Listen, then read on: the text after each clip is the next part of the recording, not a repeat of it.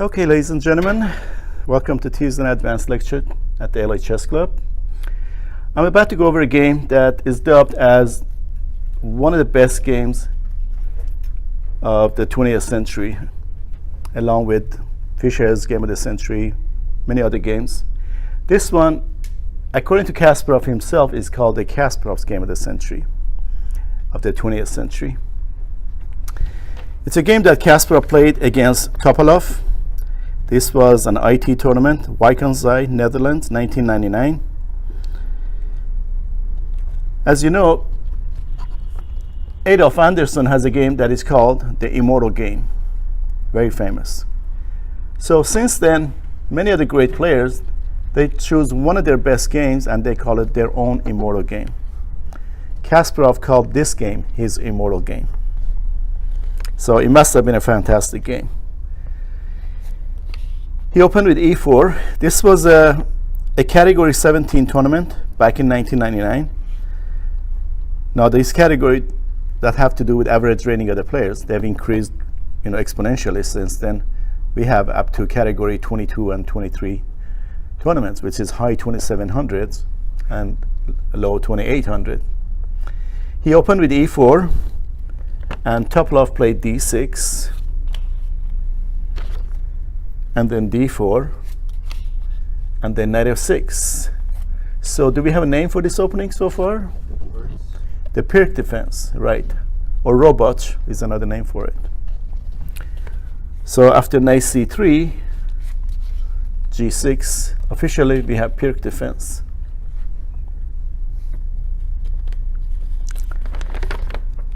Kasparov employed a setup in this game that became famous for a good couple of decades. And even today, it's considered one of the best setups by white. I play this line a lot as black, and I face this.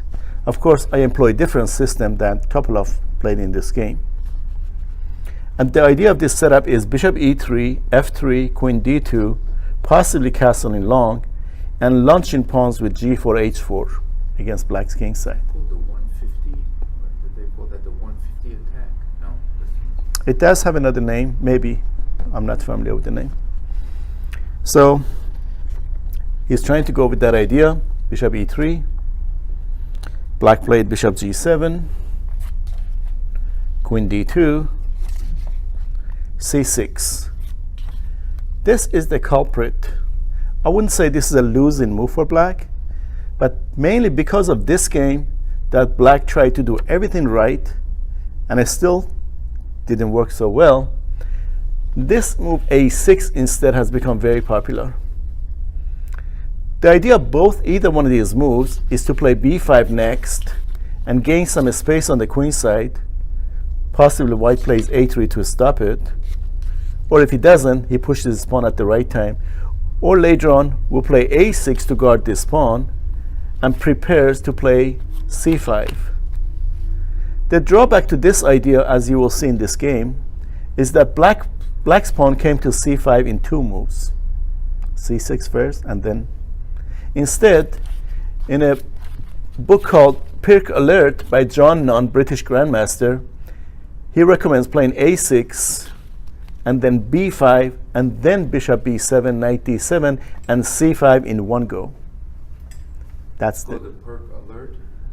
The name of his book, Pirc Alert, right. It's one of the best books written on Pirc defense. So that would have been the preferred idea. But Topalov is still continuing the old lines that he has been playing all his life, and more or less successfully against other players. So played c6, and white played f3, and played b5. In positions like this, often white castles on the queen side. So as you see, black has a head start with a5, b5, and possibly a5. And as you know, when there are opposite side castling, pawn avalanches are the rule of the day. You just want to advance your pawns towards your opponent, castle, king. So whoever gets there first often wins games. White to play. Knight ge2. I have had this position as black a few years ago, and on b4, white plays knight to d1 And of course, black has to defend the pawn with, say, a5. And then this knight goes to f2. So a queenside knight shift to the king side, which makes it easier for white to launch a beautiful, powerful attack against the black king. That's why black should resist that for now. On knight ge2, black played knight bd7. And white played immediate bishop h6. The idea of this battery, queen d2 and bishop e3, is to trade dark square bishops. And this bishop is supposed to be black's star piece, exerting a great deal of pressure along this diagonal, a1, h8 diagonal, for the rest of the game. And immediately, it's going to be force traded. So white is slightly better here already. Black took, and white took with a queen. The reason black took, of course, you don't want to invite your opponent's queen to your king side of the board. But queen is kind of misplaced over there. There's no other target. There's no other piece that can get there and do some damage. So in the meantime, black is trying to take advantage of white queen on that side of the board and do something on this side of the board. So black played bishop b7, and white played a3. This little move is very important to prevent an untimely b4. So pretty much black's pawns are frozen here. And how can black make improvement? It's going to be by eventual c5. But immediately c5 is impossible because this pawn drops. So what should black do before he plays c5? a6. So a6 right now would have been perfectly good move, playable. e5 is what black played. That's okay also. And sure enough, white castled long. As you know, castling long is a little bit riskier than castling short, simply because of the extra file that the king has to watch out for. But as it turns out in this game, often when you castle long, you move the king to the knight file, and it's like castling short now. In this case, to create also a square for the knight to go to c1 and b3. That's the idea behind king b1 that white will play. So after castling long, black played queen e7. So with this move, black is possibly thinking of castling on the queen side. White to play king b1. Now, Kasparov just castled long last move, right? For the next 4 moves, he is improving his positions. No attack. He's building so that when his attack starts, it becomes irresistible. So we can learn a lot from this fantastic game according to Kasparov himself. His idea is king b1, knight c1, knight b3. So knight is fantastic. Where does this bishop belong? Not on this diagonal, even though it's supposed to do some damage here, but on over here, h3. And after doing all these things, then when all these pawns and central pawns start moving, it becomes irresistible. So king b1, preparatory move. Black played a6 to be able to play c5, knight c1, and black castled long. So it turns out that we have same side castling. Obviously, it makes no sense to advance these pawns now, right? Black's king is living on this side of the board.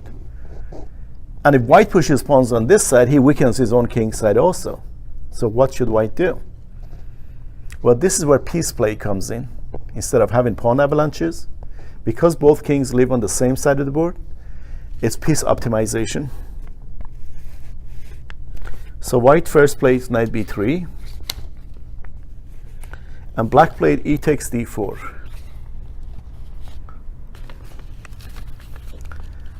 Okay, obviously if white takes with a knight, black will play c5, and knight has no good squares to retreat, and then possibly c4 or b4 at the right time. So white took with the rook. Of course, black could still play c5, but with this move, he creates a big hole on this square. So on rook takes d4, black did play c5. Rook came all the way to d1. Usually when a rook wants to retreat, it doesn't come all the way back because of the possibility of doubling later on. he goes to b2 at some point.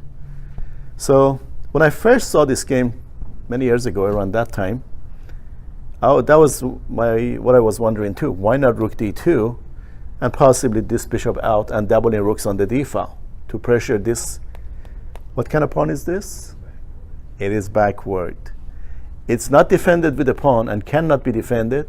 It's exposed to half open file, and it cannot be advanced without losing because white's on that square 3 times against 2 defenders. So the reason he moved the rook to d1 is for the possibility of bringing the queen over here and doubling up on this pawn or putting more pressure on this square. So played rook d1 and black played knight b6. So the idea of knight d6 is to strengthen d5 and possibly advance it. When you have a backward pawn, that's the biggest weakness in your position. So you want to get rid of it as quickly as possible. Okay, so you could say white is still in the opening phase of the game. This bishop is only undeveloped minor piece, and it doesn't have any prospects along this file. Where should he go? d3, bishop d3 is impossible because of this fork. Bishop e2 is very passive. There's no future for it. So he decided to redeploy the bishop to the h square. h3 and drive the black king away from one comfortable square.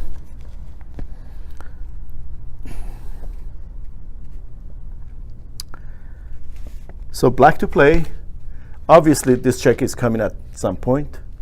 So good players usually hide their king from open diagonals and files. So he played king b8, and white played knight a5. White would be happy to give up this knight for this bishop, because this is the best defensive piece around the black king. And of course, black doesn't want to do that, so he played bishop a8. But after bishop a8, white came to bishop h3 check. I'm sorry, no check. Bishop h3, controlling the square around the black king. And black played d5. Okay, so black managed to get rid of his only weakness in the position. And of course, if white takes, black has 1, 2, 3, 4 defenders on it.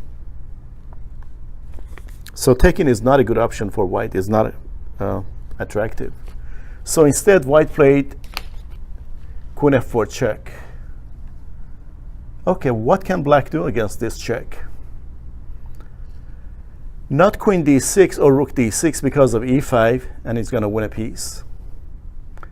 Queen c7 is not playable because it drops the knight. So what's the only reasonable move for black? Move the king.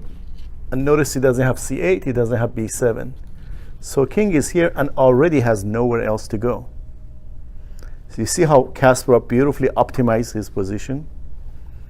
All the squares around the black king are under white's control. But he needs one more check to do some damage. So it's white to play. What should he do? Rook h e1. Even great players pay a great deal of attention to finishing their development and attack with full force. So he brought the last undeveloped piece to the game, rook h e1. And of course, planning to play pawn takes pawn next and open up the game. So this move is understandable by black. Pawn to d4. He doesn't want the e file to open up to his queen.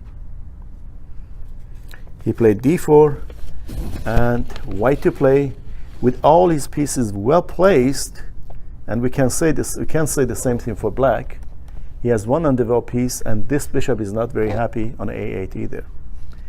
He is willing to give up a pawn, possibly, and open up the game. That explains knight d5. And when a knight comes to your side of the board, it's very powerful. There are multiple threats. You can't afford to just ignore it. So black took with the b knight. Knight takes, pawn takes. Okay, the position is gradually reaching its climax. All the white pieces are well placed. You just need one final blow. Black to play. What would be a natural move? or rather the only move. Get the queen out of there. Right, but a queen also has to guard the knight. So queen d6. Okay, Why did he take with the knight that was closer to his king as opposed to the knight on the queen side? because he wants to have a escape in a square and kick this knight here with the king next. At least he has one square that is not under control. So he played queen d6, and now, starting with this move, Kasparov played a combination that lasted many, many moves. Did he see the consequences of this combination all the way to the very end? And this involves many plies. Combinations are so hard to anticipate and visualize that they're not counted by moves, but by half moves, which are called ply. This is at least a 16 ply combination. Can you imagine? On every move you have to anticipate what your opponent might do, what is his best choice, and find something against it, and again in the next position, what's the best? Very deep. So the combination is started with rook takes d4. And it's not that at this point he saw the combination. He must have seen it when he played rook h e1, because after rook h e1, black's d4 was forced pretty much. And then after knight d5, black must take that knight, but he wasn't sure with which knight black will take, so we could have had this position. But if we had this position, but now this pawn is weak, queen takes check. That's why he took with the other knight. So here's the position, and white played rook takes d4. This is a very deep, very long combination. The winning move in this position. He is giving up a whole rook. Beautiful combination. Let's look at some of the lines. First of all, if black refuses to take the rook, say he trades queens, queen takes, rook takes, black just lost the pawn, right? The d4 pawn. No compensation at all. So black figured that he didn't see a clear way for white to win, so he played pawn takes. And he was probably expecting Kasparov to play queen takes, pawn check, and he plays queen b6.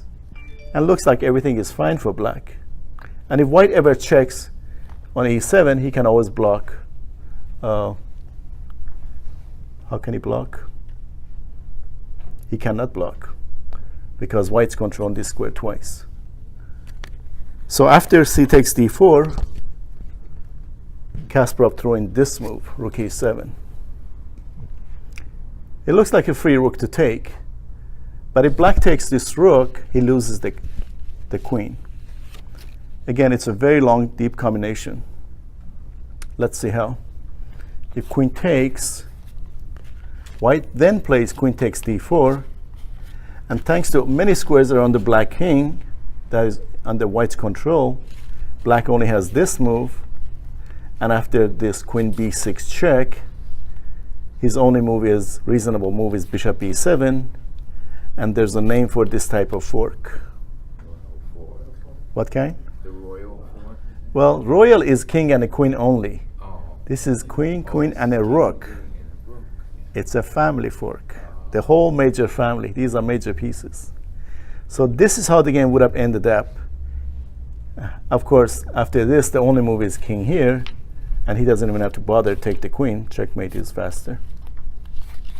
So that is why on rook e7 check, black could not take.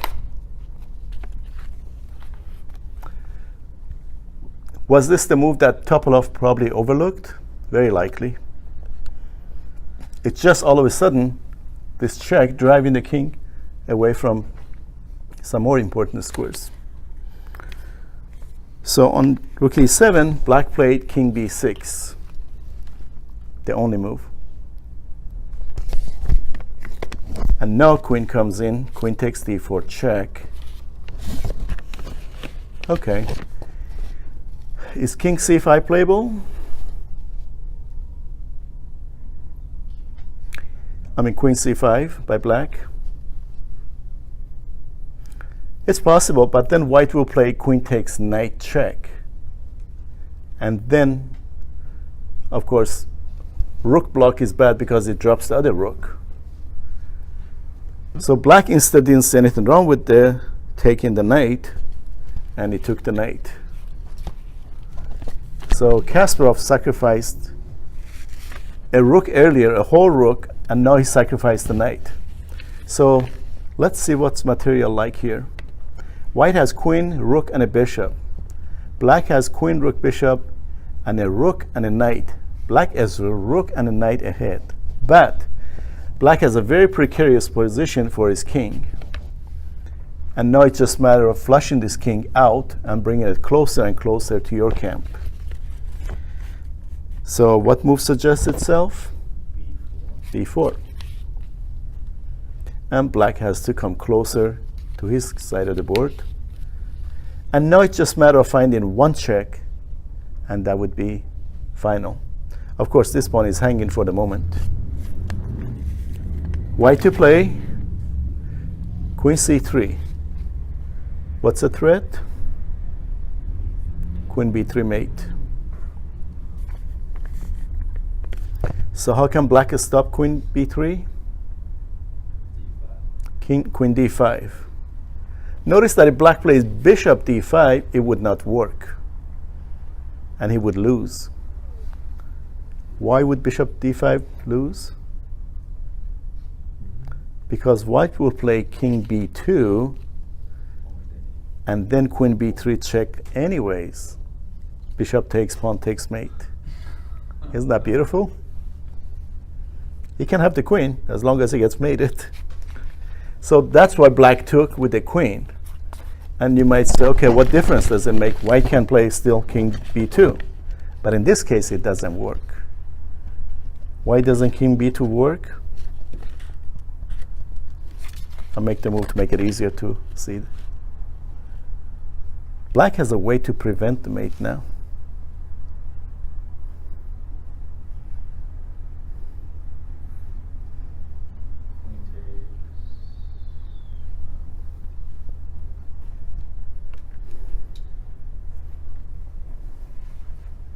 Looks like there is no defense, but there is actually one beautiful way to prevent queen b3.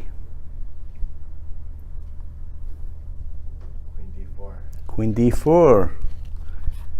Pinning the queen to the king, and he will never be able to, and force trading queens. And this king looks very weird over here, but it's actually fairly safe for now.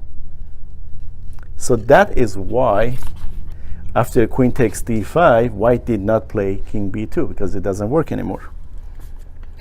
So after queen here, white went after black's weakest link, a6 pawn. So that's another target. Okay, how can black defend against rook takes mate?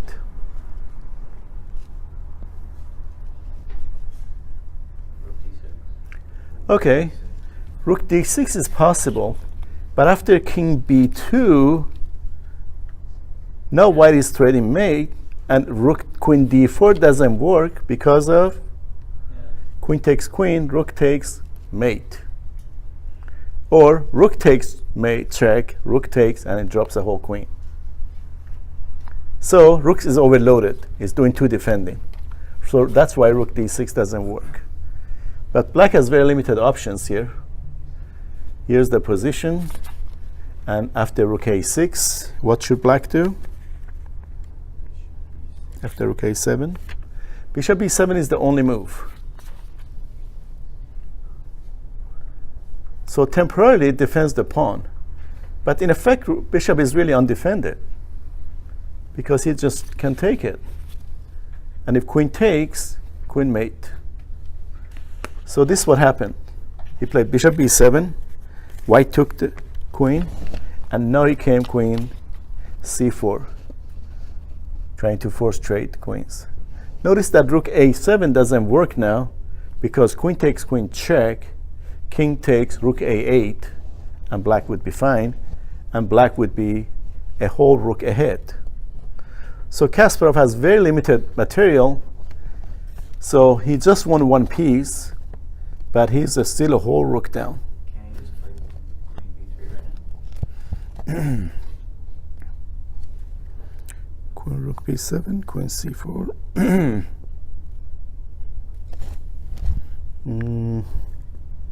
Looks like he can. C4, queen f6. Queen b3 looks like he can.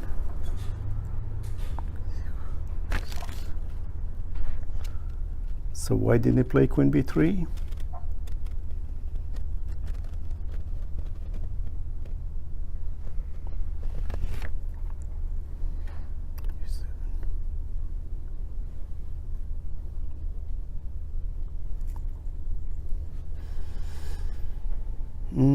The move that they have here is queen takes knight on f6. But you're right, queen b3 looks like checkmate.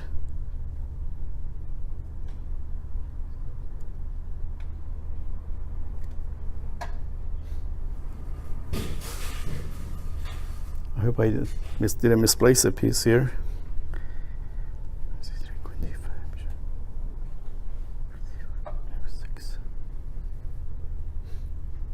I think I know the answer. I'm just smarter than Kasparov. That must be. No, this is unusual. This is there must not. It is impossible to have a checkmate here like this. Otherwise, I'm sure he wouldn't have missed this. Oh, this king is still on b1. In the analysis, we moved the king here. So the king is still sitting on b1. So played queen c4, and he doesn't have time to go for checkmate. And there is no checkmate here, so he captured the knight, renewed the mate threat with queen takes pawn. And how can black defend this?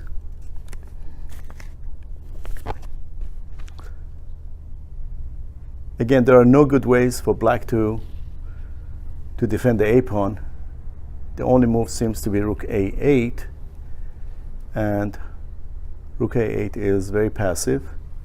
Rook a8 actually doesn't work because white has queen b6, threatening checkmate here, whether black takes the pawn or not. So, in this position, after queen takes knight on f6, black took this pawn. That's about the only reasonable option. So it's black who is threatening some mate stuff, threatening check, followed by mate. But it's white's move, and queen a6 check.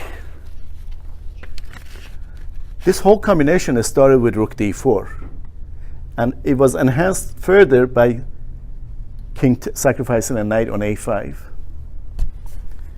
Now the king is king b4, and would you say white has run out of steam at this point? White is still an exchange down.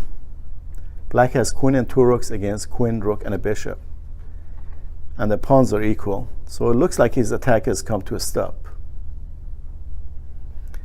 So the only thing that white has for him is the precarious position of the black king. So white throwing this beautiful check. Black already cannot take with the queen. If he takes with the queen, he gets mated with queen takes check, king to the a file, a3, and rook a7. So he took with the king.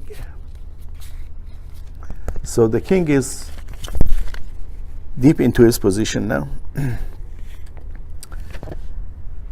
of course, if white misses a check, he could lose the game.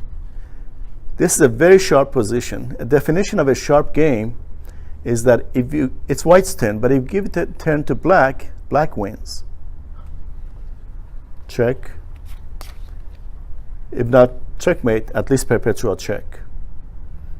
King c1, checkmate, king a1, queen check, and just keep on checking, and king has to go back and forth.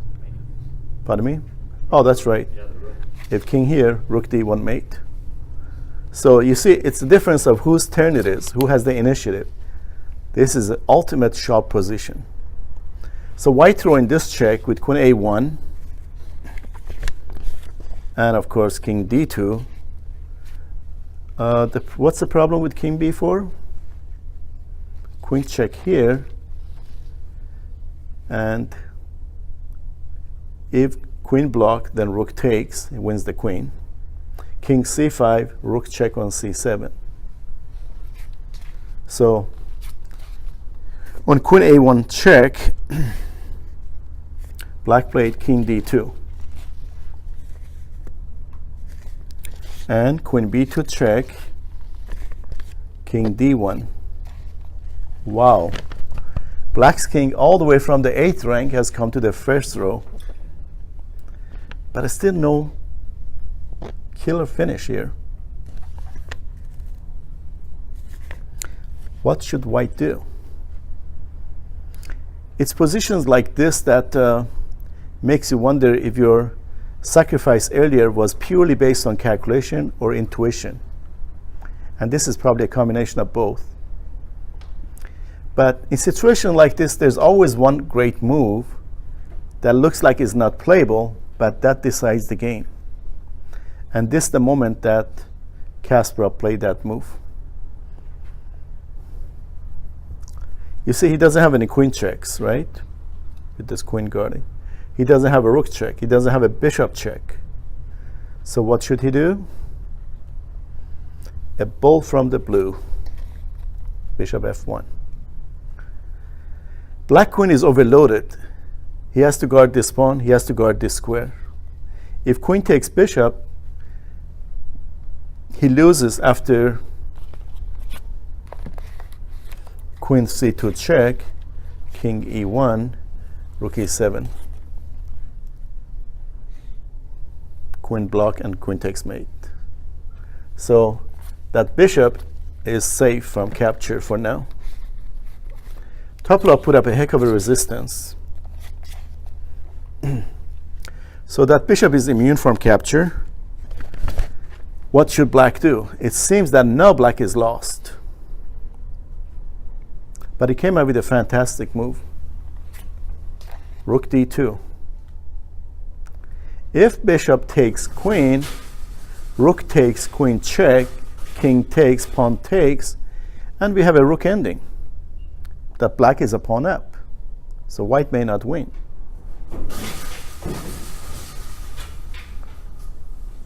Okay, I'm sure Kasparov had anticipated this move, rook d2, because of his next move that he played.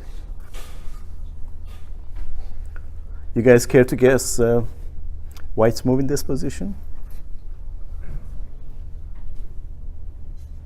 Looks like white is in trouble. Black's move or white? It's white to play. Oh, he moved down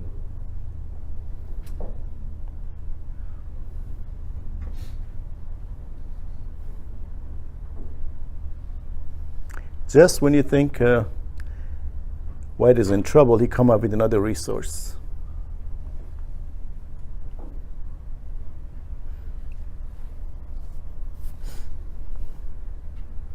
And this move is the only move. Rook d7. Very good. Rook d7. The absolute only move. Now it's white who's threatening mate again. Queen takes. So rook has to move. But he can't take the queen. So he played rook takes rook. And this is the best black could do. And even this wasn't enough. So rook takes d7. And of course, white played bishop takes c4 and finally won the queen. But this is still not an easy ending.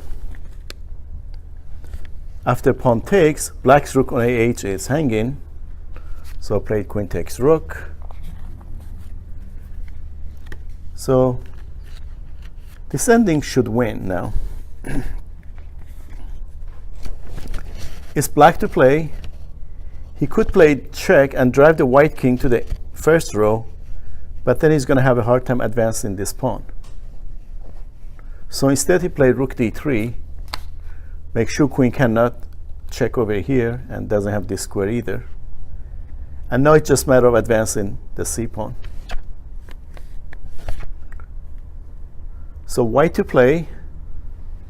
One of the ideas behind rook d3 is also to go and grab these pawns. If black can win enough pawns, he may be able to draw the game still.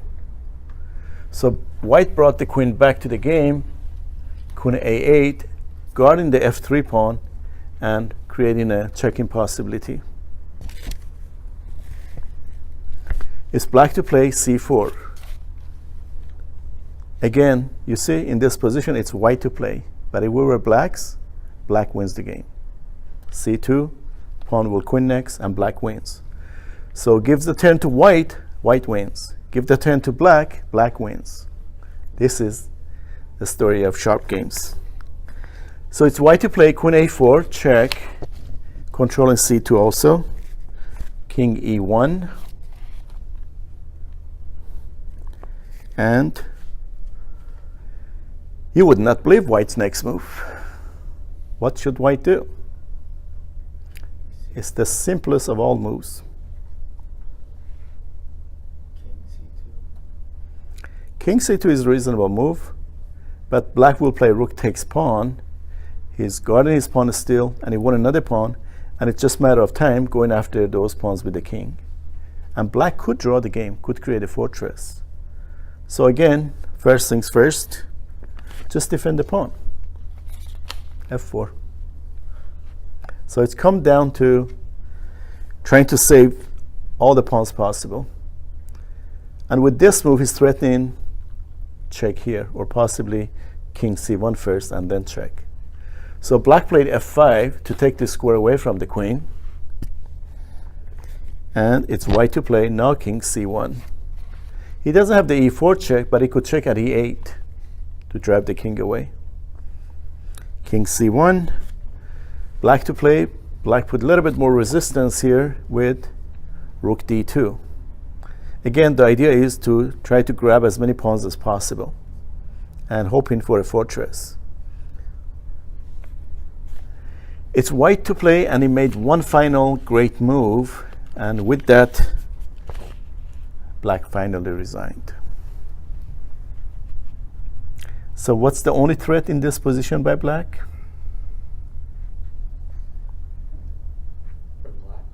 By black, after rook d2, what's his threat?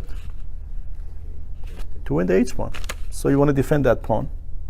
You could push the pawn, but then rook could go over here, and this pawn is very difficult, would be difficult to defend. So pushing pawn is not a good option. White defends the pawn, and you might wonder, how can he possibly defend that pawn? He defends the pawn indirectly, not by immediate defense of the pawn. The move that Kasparov played was queen a7. White can take the pawn, but then this queen check with the double attack, and the rook would be lost. And this is the moment that Kasparov has improved his advantage tremendously, and he's also threatening check and winning this pawn. So this is the moment that Topalov finally gave up. This is Kasparov's game of the century, full of tactics. Sometimes I show this game to my advanced students, and I challenge them on critical moments to find critical moves. So you have to think hard and long, and if you spend enough time, you will find the moves, no matter how difficult. But it's a fantastic game. Game of the century by Kasparov. Of course, as you know, Fischer's game of the century was the one that he played against Donald Byrne at age 13, sacked his queen, and he won brilliantly. How old was Topalov? He was like 20 or something? Topalov? Oh no, Topalov is a strong player. But I mean, He is in his around 40, I would say. at that point? In 1999, I would say he was in probably late 20s or early 30s. Topalov is one of the strongest players in the world, and he is famous as one of the hardest players to beat. He's not quite in the first tier, like Kasparov, Anand, and Carlsen, and all those guys, Kramnik, Aronian. But he's a very strong player, very hard to beat. And every now and then, he beats one of these top guys if they're not careful. So Kasparov was very proud of this game, and he won this game brilliantly. Hope you guys enjoyed it.